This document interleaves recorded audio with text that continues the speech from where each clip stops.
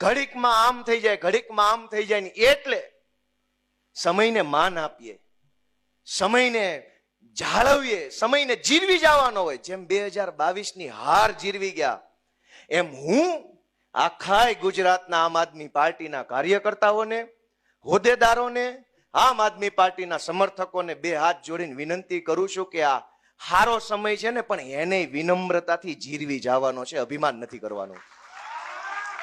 મારી બધાય આમ આદમી પાર્ટીના સમર્થકો કાર્યકર્તાને વિનંતી છે કે આપણા ઝાડ ઉપર ફળ આવ્યા છે, હવે આપણે નમવાનું છે, હવે આપણે ઝૂકી જવાનું છે, હવે ટાઈટ રહેવાનો ટાઈમ નથી. ઈશ્વરે વિસાવદર ભેસાણની જનતાએ ને ગુજરાતે આપણને આશીર્વાદ આપ્યા. હવે આપણે વિનમ્ર બનવાનો સમય આવ્યો છે, હવે આપણે સંયમથી વર્તવાનો સમય છે, કેમ કે આપણી ઉપર ફળ આવ્યું, આપણું ઝાડ લચીલું બન્યું છે. આપણે ઝૂકીને વાત કરવાની છે, નમીને કામ કરવાનું છે, વિનંતીથી આગળ વધવાનું છે.